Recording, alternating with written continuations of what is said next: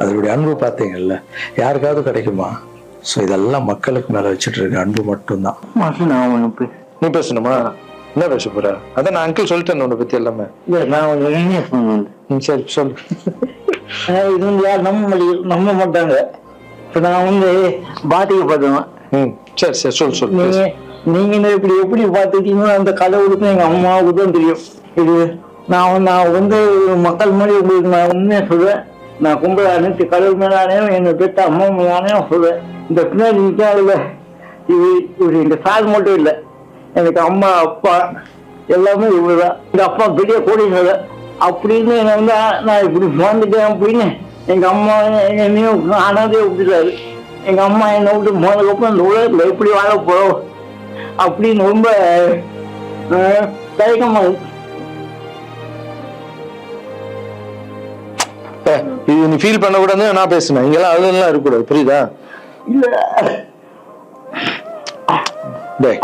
ஆமா இதெல்லாம் அழக்கூடாது. நீ ஸ்டாப் பண்ணி பேச வேணாம், நீ பேச வேணாம். இல்ல நான் பேசாம உனக்கு அடைக்கண்டா, தொண்டை அடிச்சுனா பிரச்சனை. என் உயிரை பணம் பரவாயில்ல, என்ன என் உயிர் கொடுத்து எங்க அம்மா எங்க எப்படி 10 மாசம் சுமந்து பெற்றாங்களோ அது மாதிரி இப்ப நான் உயிரோட உங்க முன்னாடி இருக்கேன்னா இந்த இவரு கொடுத்த டெய்லியும் இவரு கொடுத்த 10 லட்ச ரூபா செலவு பண்ணி தான் நான் இப்போ உட்காந்துருக்கேன்.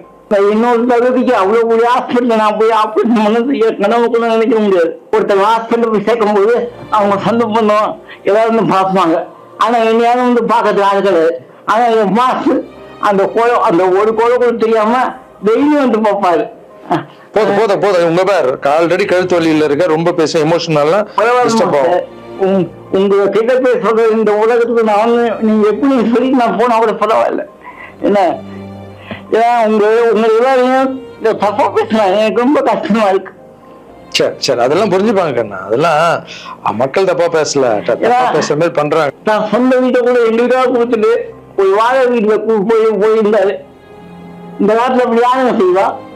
இந்த ஒரு பையனுடைய வாழ்க்கையில எவ்வளவு கஷ்டங்க, எத்தனை குழந்தைங்க வளர்த்திருப்பேன், எவ்வளவு கஷ்டத்தை பார்த்திருப்பேன். எனக்கு ஒண்ணே பண்ணுங்க, எங்க அண்ணன் தப்பா பேசியிருக்க மாட்டாரு, யாரு என்னதான் சொன்னாலும் அவரு இதை பண்ணியிருக்க மாட்டாருன்ற சப்போர்ட் மட்டும் எனக்கு போதும். ஏன்னா எங்க அம்மாண்ட இவ்வளோ கெஞ்சி எத்தனை வருஷத்துக்கு அப்புறம் அம்மா ப்ளீஸ் ப்ளீஸ்மான்னு சொல்லி விஜய் சார் வந்ததால ஒரு நம்பிக்கை வந்து அம்மா போன்னு சொன்னாங்க. இப்போ இந்த விஷயம் எப்போ ஸ்டார்ட் ஆச்சோ இந்த கான்ட்ரவர்சி, அப்பத்துலேருந்து அம்மா மறுபடியும் அவன் பாத்தியா நான் இதான் சொன்னார். ஏன்னா அம்மாவுக்கு 70 வயசு ஆயிடுச்சுப்பா, அவங்க சொல்லி புரிய வைக்க முடியாது. அம்மா ஒரு சிலர் தான் வீடியோ போடுறான், பொதுமக்களுக்கு ஒண்ணுமே இல்லை நம்ப மாட்டாங்கன்னு சொன்னா கூட அவங்களுக்கு ஒரு மாதிரி இருக்கும். வயசானவங்க நம்ம போய் எதுவும் பேச முடியாது.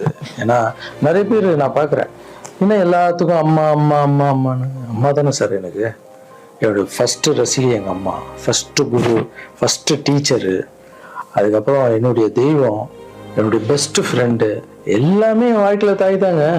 தாய் இல்லைன்னா நான் இல்லவே இல்லைங்க. நான் மட்டும் இல்லைங்க, இந்த உலகத்துல யாருமே இல்லை. என் தாயுடைய ஆசீர்வாதம்லாம் நான் வந்து இருக்க முடியாது.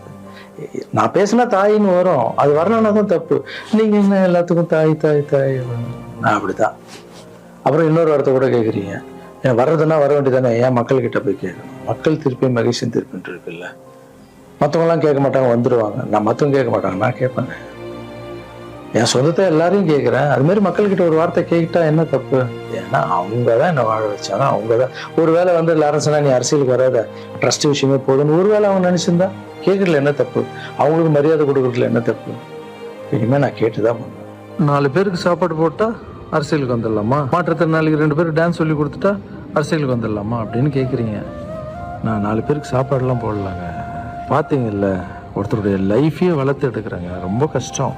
எல்லாரும் அரசியலுக்கு நான் வந்த அப்புறம் இதை பண்றேன் அதை பண்றேன்னு சொல்லுவாங்க.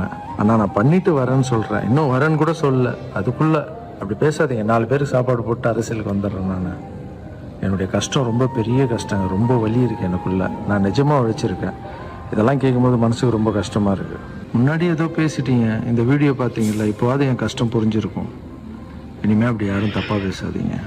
இந்த திருச்சி கிழக்கு தொகுதி, ஸோ நிறைய பேர் இடத்துல பார்த்தீங்கன்னா திருச்சி தொகுதியில் லாரன்ஸ் மாஸ்டர் நிற்கிறாரு. நிறைய பேர் அண்ணா நீங்கள் வாங்கினா, நீங்கள் வந்தால் நாங்கள் ஓட் போடுறோன்னா, வெல்கம்ண்ணா இதெல்லாம் சொல்கிறீங்க. நான் ஷூட்டிங் போகிற இடத்துல, நான் ஏதாவது ஆஃபீஸ் போனால் கூட வாங்க எம்எல்ஏ சார் திருச்சி தொகுதியில் நிற்கிறீங்களா, எல்லாருமே சந்தோஷமாக கூப்பிட்டீங்க, அன்பாக கூப்பிட்டீங்க. உங்கள் அன்புக்கு எல்லாருக்கும் நன்றி. பட் அது எது தர்மம்னு ஒன்று இருக்குல்ல, என் மனசுல இருக்கிறத நான் இன்னைக்கு சொல்லிடுறேன். நான் திருச்சி தொகுதியில் நான் வந்து நிற்கணுமா, இல்லை விஜய் சார் எப்போ ஹீரோ ஆனாரோ அப்போத்துலேருந்து ஒருத்தர் போஸ்ட் ஓட்டியிருப்பார்ல, அதுக்கப்புறம் அவர் அரசியல் ஸ்டார்ட் பண்ண அப்புறம் அந்த அரசியலுக்காக உழைச்சிருப்பாங்கல்ல, அவர் ஆரம்ப ஸ்டேஜ்லேருந்து வந்தவங்கலாம் இருப்பாங்க, அவங்க வரணுமா நான் வரணுமா?